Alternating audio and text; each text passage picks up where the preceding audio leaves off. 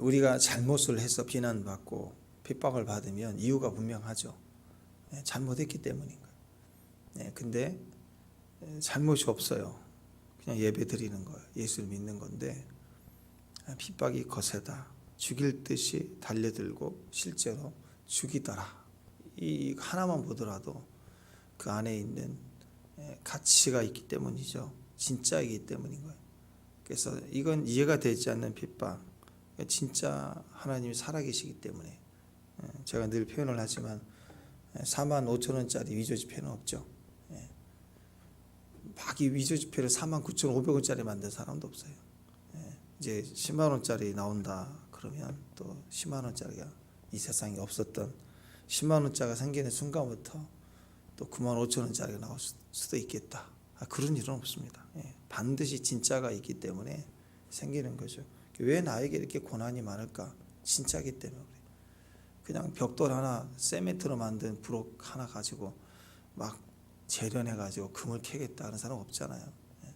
금이 있기 때문에 용광로 속에서 재련하고 단련해서 정금을 빼기 위해서 그렇게 불을 쬐는 거 아니겠습니까? 플라스틱 하나 넣어가지고 막 우려내는 사골국물 나오나요? 안 그렇죠. 진짜 뼈다귀를 넣었으니까 막 우려내는 거 아니겠어요? 국물 나오도록. 진짜기 때문입니다. 그래서 어떻게 보면 교회가 예부로부터 끊임없이 인류 역사 가운데 계속 고난을 받고 핍박을 받지만 사실 교회 안에는 진짜 생명이 있기 때문이죠. 그래서 우리가 연단을 받을 때는 힘들고 어렵고 고난을 받을 때는 싫고 피하고 싶고 우리도 똑같이 하고 싶고 막 그러지만 사실 지나고 나서 보면 연단을 받을수록 우리 안에 있는 나도 몰랐던 가치가 나오기 시작해요. 어느 순간부터는. 그게 진짜 내가 깨질수록 그 안에서 나오는 거예요. 그러니까 무덤 예수님이 십자가에서 죽으시자마자 비슷한 일이 벌어지잖아요. 그러니까 휘장이 찢어지니까 그 속에 있는 제한된 하나님의 영광이 드디어 세상에 나오게 돼서 누구든지 성령을 받게 하셨고 무덤을 막고 있던 돌이 쪼개져 버렸어요. 확 하고 쪼개지면서 떨어져 나가니까 그 무덤 속에 있는 시체만 있는 줄 알았는데 그 시체 속에 약속에 있는 약속을 가진 시체가 그 안에 생명이 있는 거 아니에요. 그 약속이 튀어나오기 시작했어요. 죽은 자가 튀어나오기 시작했어요. 부활을 하니까 지키던 백부장이 놀라서 진짜 하나님의 아들이었다 이렇게 외치지 않습니까? 이런 사건들이 있었다라는 것입니다. 왜 예수님의 십자가에서 죽으셨을 때 성소의 휘장만이 아니라 똑같이 무덤에 바위가 쪼개져 나가고 잠자던 자들, 그냥 죽은 자들이 아니라 약속을 믿고 잠자는 성도들이 드디어 부활을 하게 되었을까?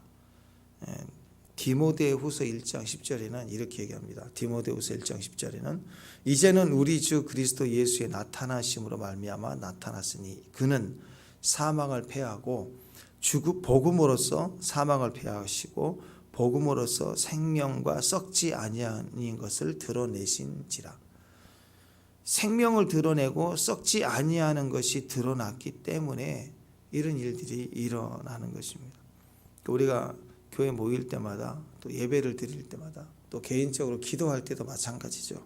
기도할 때 그냥 달라고 그래서 뭐 하나 툭 떨어지는 거 그것 때문에 기도한 거 아니에요. 기도하면 내 안에 이미 베푸신 능력의 지극히 크심이 어떠한지 성도 안에서 또 하나님 허락된 관계 속에서 이 땅에 허락한 모든 하나님의 관계 속에서 우리에게 풍성함으로 베푸신 게 얼마나 있는지 그러니까 새로운 거 주시는 게 아니에요. 우리 관계 속에서 교회 안에서 또 우리 이미 내 몸 안에 내 영혼 안에 하나님의 생명과 위력이 얼마나 큰지 그게 기도할 때 깨져나가니까 기도할 때 내가 꺾여지니까 내가 엎드리니까 쪼개지니까 그러면서 기도할 때 우는 거 아니에요. 울기도 하고 뒹굴기도 하고 아프기도 하고 그러다가 이게 탁 쪼개지니까 생각지도 못했던 막 웃음이 터지고 기쁨이 터지고 환희가 터지고 막 당장 은행 잔고에 변화가 일어난 것도 없는데 막 이제 부유해지고 갈 것 같고 될 것 같고 할 것 같고 우리 안에서 그런 거룩한 속임이 와요. 그건 머리에서 나는 도파민 정도가 아니에요. 그냥 흥분과 기쁨으로 그냥 될 것처럼 느껴지는 환각을 만들어내는 도파민. 현실 돌아오면 멍해지잖아요. 근데 현실을 이기고 실제로 그런 일을 해결하시는 하나님의 능력이 기도 속에 있더라. 그것은 기도할 때 위에서 은혜로 주시는 것일 수 있지만 사실은 이미 베푼 능력이 터져 나와 버리는 거죠. 이미 우리 안에 있는 것으로, 우리 안에 있는 게 누구예요? 그리스도죠. 그리스도면 충분합니다. 예수를 믿는 것만으로도 충분합니다. 이게 쪼개져 그냥 여호와 파라치 해가지고 팍 튀어나오고 돌파가 나오고, 그래서 예수님 만나니까, 예배 때 만나니까, 기도 때 만나니까 섬기다가 갑자기 생명과 썩지 아니하는 것들이 막 드러나 버리는 거죠. 자, 십자가 앞에 섰을 때, 그래서 고난을 당할 때, 뭐 어려움을 당할 때, 이걸 한마디로 지박하면 십자가 앞에 섰을 때, 예수님 십자가 매달리는 것처럼 제 십자가를 지고 오라 그랬으니까 우리 역시 십자가 앞에 딱 섰을 때 이제 드디어 올라가야 돼. 자, 그럴 때입니다. 고난 앞에 섰을 때, 십자가 앞에 섰을 때, 그때 크게는 두 부류의 사람들이 나타나는 것을 보죠. 불이익을 감수하고 고난을, 환난을 감수하고 오히려 자기를 드러내는 사람들, 고난을 감수하고 예수님을 따르기로, 십자가를 지기로 결정을 하고, 그리고 예수님을 이렇게 자기를 드러내는 사람이 있는가 하면, 불이익이 온다 싶으니까 갑자기 도망치고 사라지고 숨는 사람들.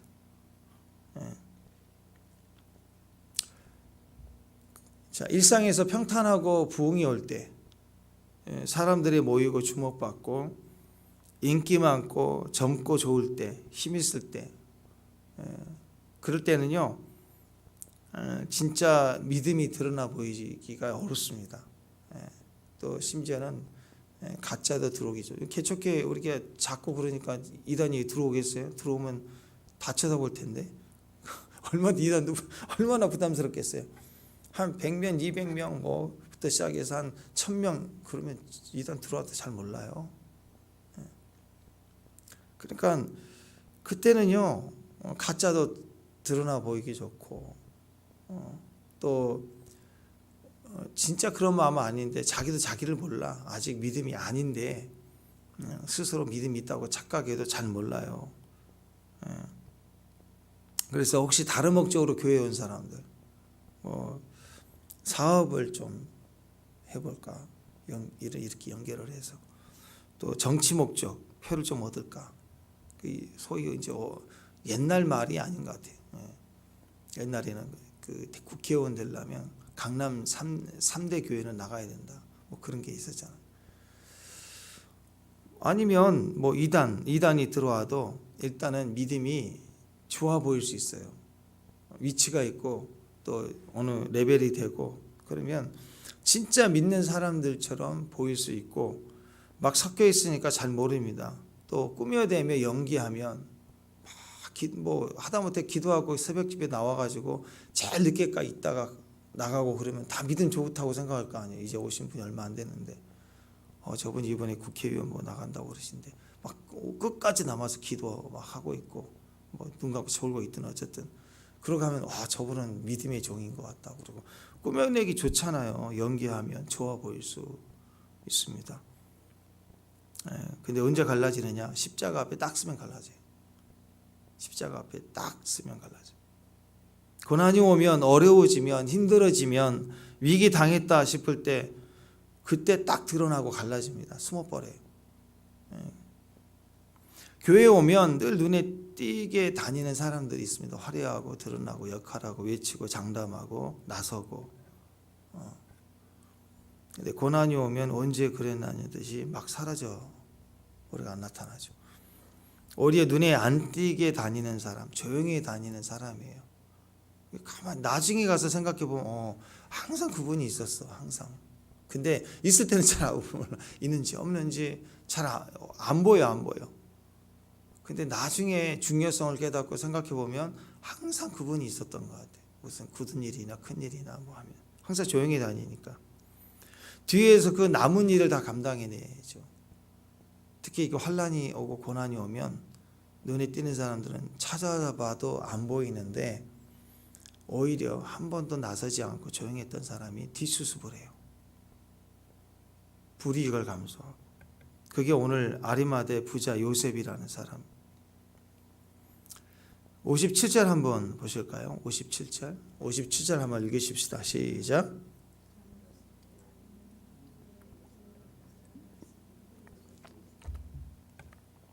그도 누구라고요? 그도 예수의 제자다.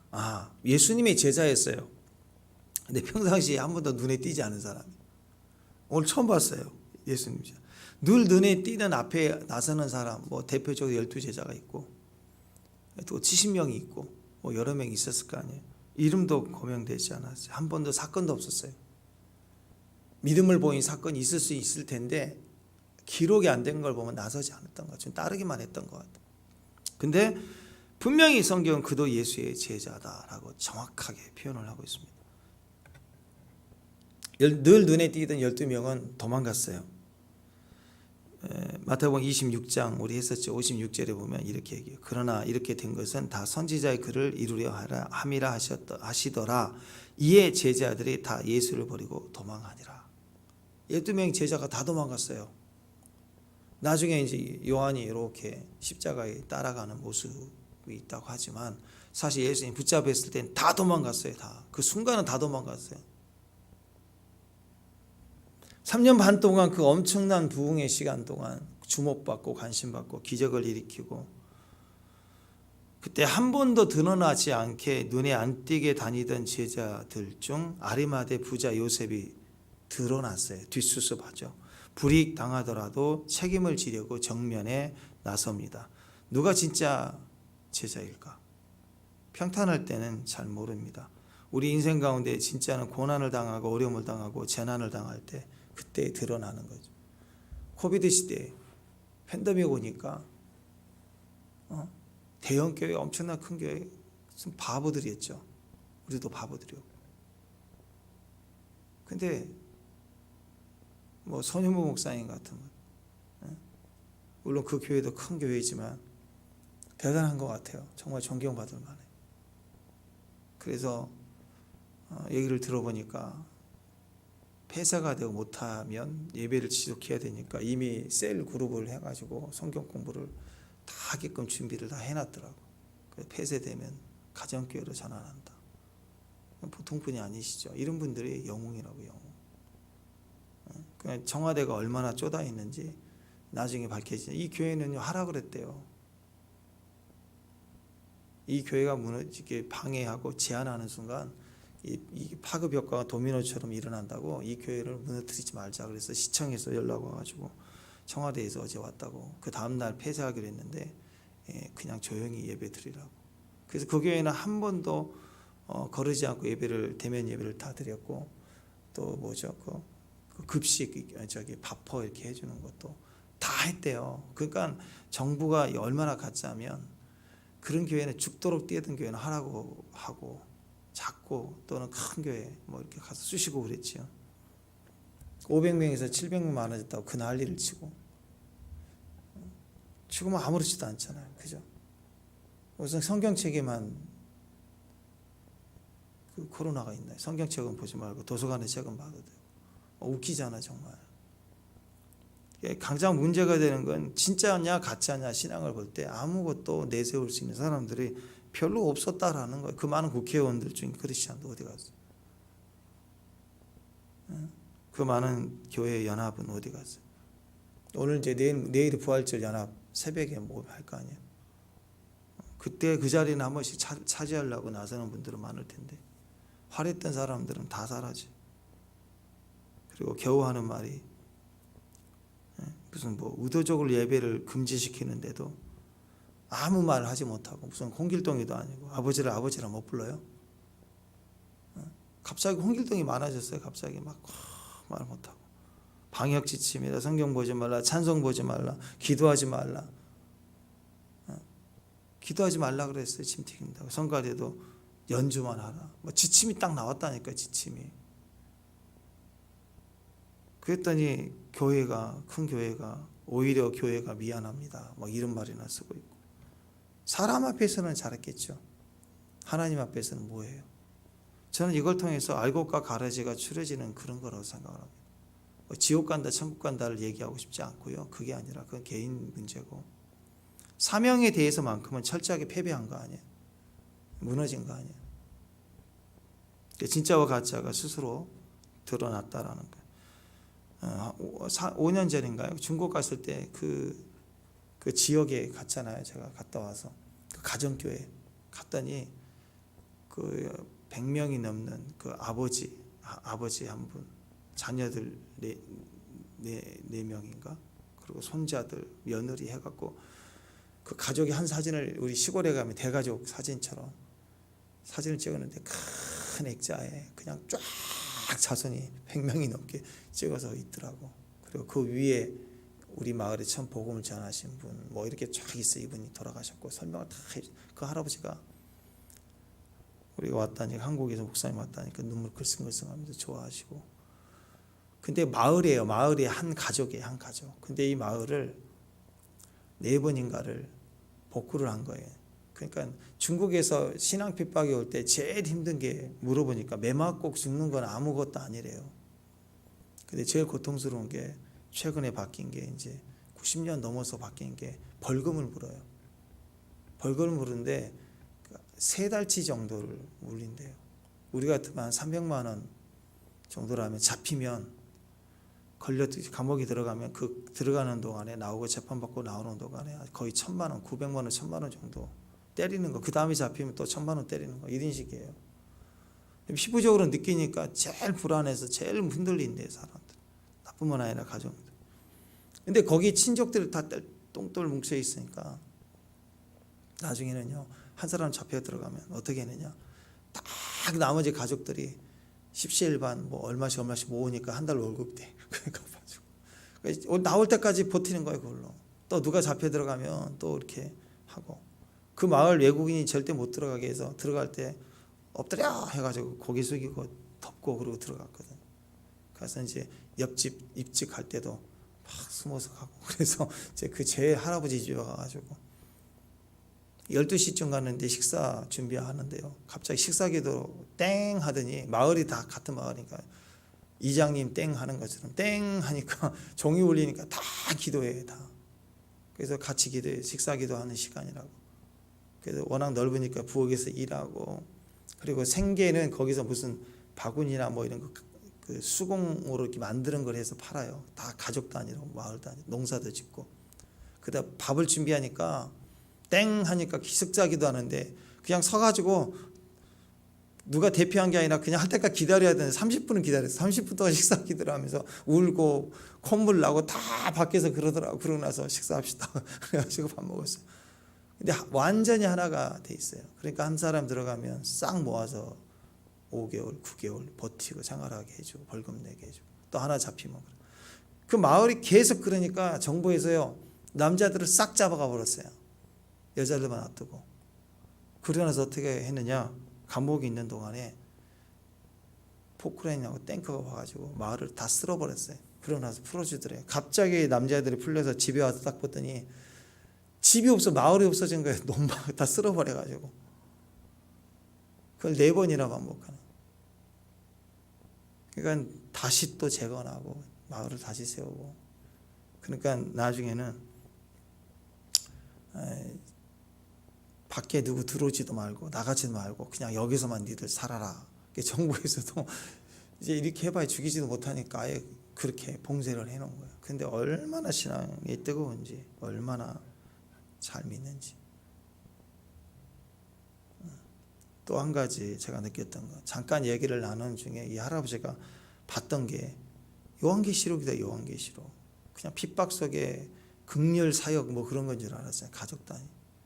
마치 아브라함의 그 가족을 지켜보고 대가족 안에서 축복을 해주는 것처럼 그런 느낌이었는데, 할아버지가 자기가 경험했던 것도 핍박 속에 고난 당한 거 누구나 다 그런 게 있지 않냐고 하면서 막 얘기하는데, 논밭에서 기도하다가 하늘이 열리고 그리고 이렇게 공중이 뜨고 막 그런 계시록에 있는 부분들을 쭉 얘기를 하시는데, 계시록 말씀들을 하고 있더라고요. 그러니까 이 마지막 때는 어떤 영성이든 환난과 고난, 내가 깨지고 박살나면 자기 신앙이 아니라 주의 사명으로 가죠. 남을 돕고 섬기고 선교하는 정도를 더 넘어서 마지막 때 사명으로 갑니다.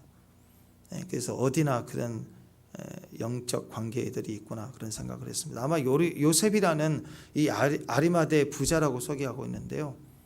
마가복음에서는요, 이 사람을 존경받는 공회원 이렇게 표현을 하고 있습니다.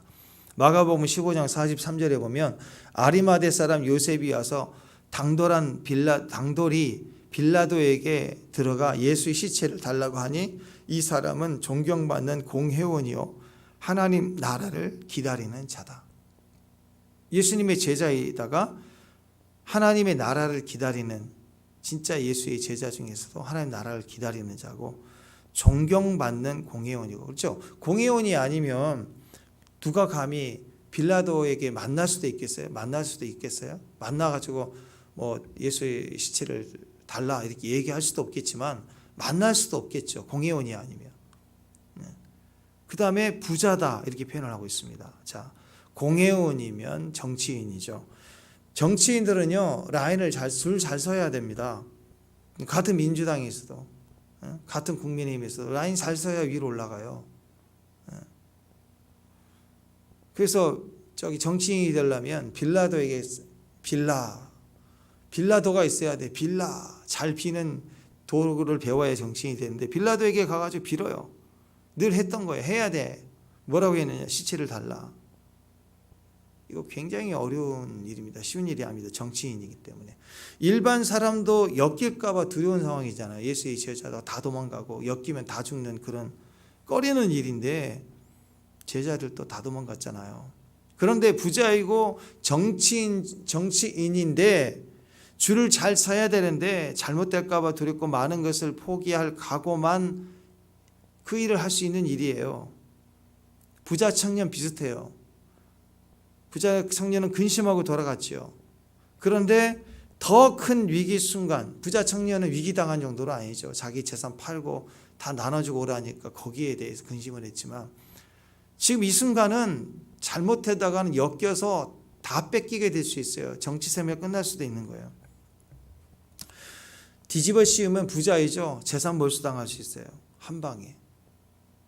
또 공회원이면 일단 배경이 사두개파든지 바리새파 출신이어야 돼요.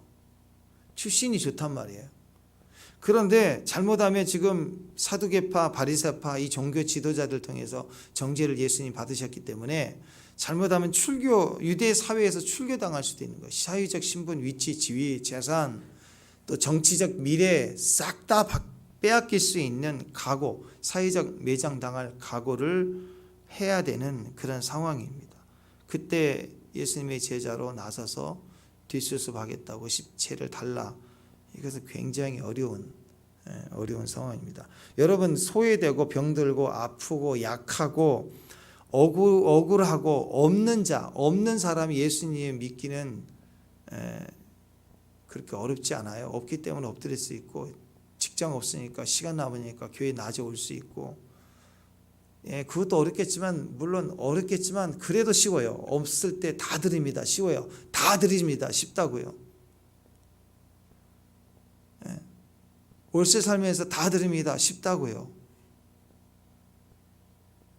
근데 빌딩 10개야. 다 드립니다. 어려워요. 어렵다고요. 근데 사실 이 사람은 다 가진 자예요.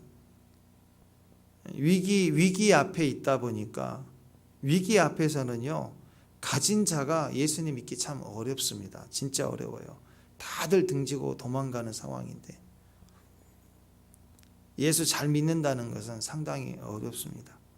그런데 이 사람은 가진 자인데 잘 믿는 자예요. 하나님 나라를 기다리는 자다. 그 뜻이 뭐예요? 죽기를 각오하는 거예요. 죽어도 좋다라는 거예요. 제가 보기에는 여기에서 우리 신앙 비슷하지 않나 싶어요. 하루 신앙. 아마 이분은 잘 때마다 감사함으로 눈을 감아 눈 뜨면 새벽 예배 아니면 천국 그랬을 것 같아요. 그게 하나님의 나라를 기다린 자들의 모습이에요. 종말의 성도의 모습은 하루 영성이거든요. 맨날 산속에서 요한계시록만 읽고 있고 뭐 어떤 목사는 요한계시록 하루에 40번씩 매일 뭐 10년인가를 읽었다. 그리고 그것도 광고하고 다니더라고요. 그 관과할 일이 아니에요. 그건 뭐 해석이 엉뚱한데 맨날 베리집을 가는데.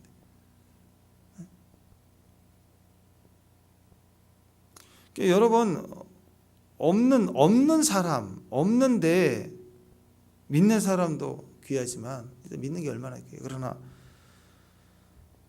하나님의 나라를 기다린 하루 영성을 가진 자, 모든 걸 가진 사람인데, 모든 걸 가진 사람들은요 창고 지을 그 생각이 바빠요. 집을 넓히고 차 바꾸고 창고 지어야겠다는 생각이 참 머릿속에 아이디어가 발달되는 사람입니다. 근데 하나님 나라를 기다리는 사람, 잘 믿는 사람입니다. 그러니까 오늘 십자가 앞인데 두렵지 않아. 오늘 죽으면 뭐예요? 다 뺏기면, 죽으면 천국이죠. 뭐 안 그래요? 그리고 뺏겨서 감옥에 간다. 감옥에서도 뭐 새벽 예배고, 눈 떴는데 감옥이면 새벽 예배, 껌껌하면 새벽 예배, 화나면 할렐루야. 모든 것을 다 잃을 각오로 예수님 시신을 달라고 합니다. 왜? 진짜니까. 그러니까 믿음이 얼마나 귀한지, 우리가 믿으면 그 얼마나 귀한 믿음이 보석처럼 강력한. 그래서 우리가 믿으면 그 믿음이 얼마나 귀한지, 그 귀한 것을 제일 알아보는 자가 마귀 아니에요? 그래서 진짜 믿으려고 하면요, 마귀가 그 사람 가만두지 않아요. 그냥 교회 다니면 내버려둬요. 교회 다니면 내버려둔다고요. 근데 믿으려고 하면 난리를 치는. 제가 전수할 때 그때 간증들은 그분이 그러시더라고요. 집사님 교회에서 열심히 잘하세요. 성가대도 하시고 정말 잘하세요. 교회에서도 인정받고 진짜 열심히 잘하세요. 겸손하고. 근데 직장에서도 정말 잘하시나, 인정받고. 근데 어느 날 내가 예수를 안 믿은 것 같다는 거예요. 성경의 모든 믿은 자들은 핍박이 있고 어려움이 있는데 나는 인정을 너무 받은 것 같아 생각이 어느 날 드는 거예요. 가만히 생각해 보니까 자기는 대가 지불을 해본 적이 없다. 신앙생활 그냥 순서 시간표대로 가는 거예요. 그래서 시간을 들이기 시작했어요. 시간을 들여서 믿기 시작하고, 무릎을 꿇으면서 믿기 시작하고, 그냥 지워진 교회 타이틀 시간에 그냥 맡기는 거 말고, 교회가 멀어지면 차 타고 오는 시간도 대가 지불한 거 아니에요. 일부러 찾아야 되니까. 정해진 시간이 아닌 중간의 시간에 교회 오기 시작하고 기도하고 섬기고, 또 이렇게 시간을 내기 시작하면서 난리가 나기 시작하는 거예요. 제대로 믿기 시작하니까 왜 당신은, 왜 아빠는, 다른 사람도 안 그러는데 왜 주중에 가냐부터 시작해서 집에서도 불협화음이 되기 시작하는 거예요. 주일 한 번만 드리고 나머지 가족끼리 뭐하고 했는데 왜 이제는 안 하려고 하느냐. 아니, 안 하려고 하는 게 아니라 주님을 있는 시간을 드리고 싶다.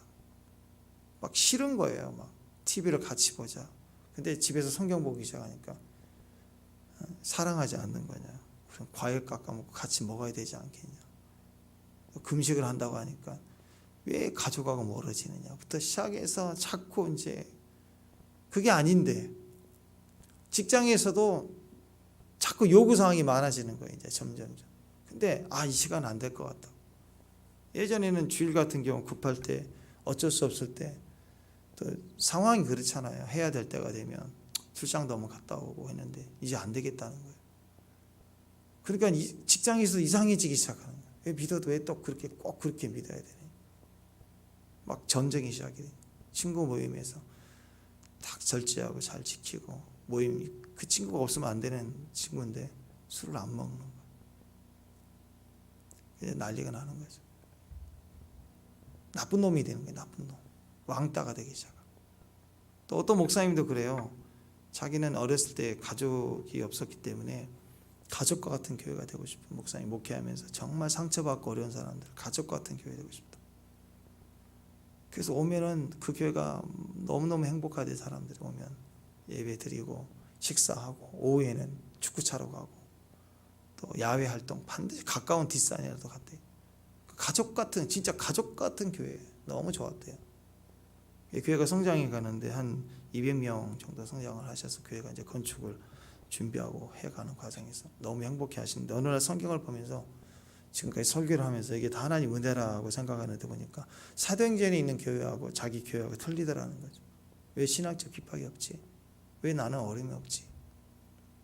목사님 거기서 무릎 꿇고 회개를 하면서 성경적으로 성경에 입각하여서 하나님의 말씀을 가르쳐야지.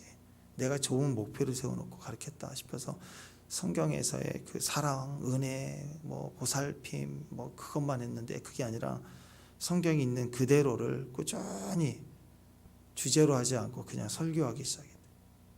신앙을 말하기 시작. 그랬더니 교회가 싸우기 시작하더래요. 교회가 성도들이 막 싸우더래요. 분쟁하기 시작하더래요. 이단의 공격이 오기 시작하더래요. 교회예요, 교회. 왜? 진짜니까. 지금 우리가 신앙이 한 발자국 더 믿기 시작하잖아요. 그러면 우리가 지금까지 싸워오고 이겼고 승리했다고 하는 영역 이상으로 더 공격이 시작됩니다. 왜 그럴까요? 왜? 믿음이 진짜이기 때문에. 마귀는 그 믿음을 그냥 두지 않으려고 해요. 우리를 막 십자가 앞에 끌고 옵니다. 그때부터는 내가 십자가 앞에 서는 느낌이 와요. 내가 져야 될 십자가 앞에 서는 상황이 됩니다. 우리를 끌고 와서 우리를 때리고 매질하고 모함하고 억울하게 해서 그리고 매달리게 하는 거예요. 지금 너무 억울하십니까? 너무 힘드십니까? 그게 우리 인생이에요. 이거 해결되면 없을 것 같죠? 또 있어요. 근데 여러분을 절망에 빠뜨리려고 하는 게 아니라 그렇게 매달려야 돼. 안 매달리려고 하지 말고 매달리고 매달리면 깨져요. 깨지면 생명이 나와요. 그래서 완전히 내가 거기서 죽은 자가 되면 이제 그때부터는 건들지 않죠. 나를 매달려 죽이려고 하는 거예요. 왜? 진짜니까. 그때 우리가 진짜면, 우리가 가진 믿음이 진짜면, 우리가 진짜잖아요. 그러면 그 십자가 앞에서 믿음이 드러나요. 기억하십시오. 내가 깨져가지고 또는 세게 뭔가 힘을 받아가지고 내가 이긴 게 아니에요. 나는 깨지고 박살나되 내가 믿음을 가지면 믿음이 이기게 하는 거예요. 믿음이. 어느 날 믿음이 이긴다고. 어느 날 환경이 확 뒤집어진다고요. 내가 뒤집어지고 내가 깨지기만 하면 환경이 뒤집어지고 자기들이 깨진다고요. 법이 바뀌고. 요한복음 11장 40절에 보면 예수께서 이르시되 내 말이 네가 믿으면 하나님의 영광을 보리라 하지 아니하였느냐. 믿으면 영광을 보여요. 믿으면 영광을 나타내죠. 믿으면 이기는 거예요. 믿음이 이기게 해요. 내가 기도해서 능력을 세게 받아가지고 내가 이기는 게 아니고 믿으면 믿음이 이기는 거예요. 요한일서 5장 4절 따라서 합니다. 무릇 하나님께로부터 난 자마다 세상을 이기느니라. 세상을 이기는 승리는 이것이니 우리의 믿음이라. 이전에 세상을 이기는 이김은 이것이니. 세상을 이기는 이김이 어디 있느냐? 믿음이에요. 내가 아니라, 내가 이긴 자가 아니라 믿음이 이겨요. 믿음이 이긴다. 십자가 앞에 섰을 때 제일 필요한 게 믿음입니다. 그럼 믿음이 다 이겨요. 믿음이. 그리고 우리 이길 생각하지 말고, 이기려고 하지 말고 믿으면 됩니다. 믿으면 그 믿음이 우리를 이기게 합니다. 그리스도의 신앙 안에서 이기는 자가 되시길 바랍니다. 아멘. 그렇잖아요. 사랑하는 가족 이기려고 싸우나요? 그죠? 이기려고 하면 그거 무슨 일이 터지겠어요? 그거. 원수가 아니라고요. 이기려고 싸우는 게 아니에요. 우리는 세상도 마찬가지입니다. 싸우지만 그건 이기려고 싸우는 게 아니에요. 이기려고 하는 싸움은 마귀가 하는 거죠. 이기려고 하더라. 죽도록 이겨먹으려고 하는 거예요. 우리는 이기려고 싸우는 게 아닙니다. 이미 이겼기 때문에요. 사랑하는 거예요. 자, 오늘 그리스도의 그 순환 가운데, 고난 가운데 무명 같아 보이고 드러나 보이지 않고 조용히 있었지만 그러나 책임지고 마무리하고 끝까지 자기 불이익을 감수하고서라도 수습하기 위해서 신앙을 드러내는 것, 자기를 드러내는 것, 그 사람이 진정 이기는 자의 모습입니다. 하나님의 나라를 기다리는 기다림은 믿음에 있습니다. 믿음을 가지고 하루 영성이 충분합니다. 주 앞에 서가는 저와 여러분, 승리하시는 저와 여러분 되시기를 주님의 이름으로 축원합니다. 기도하겠습니다. 우리 안에 믿음이 얼마나 귀한지, 진짜인 신앙, 우리 안에 계신 예수로 말미암아 넉넉히 이기는 자, 믿음에 서 있는 자, 그래서 그리스도의 복음에 살고 복음을 증거하는 사명을 가진 거룩한 주의 종들 되게 하옵소서. 예수님의 이름으로 기도합니다.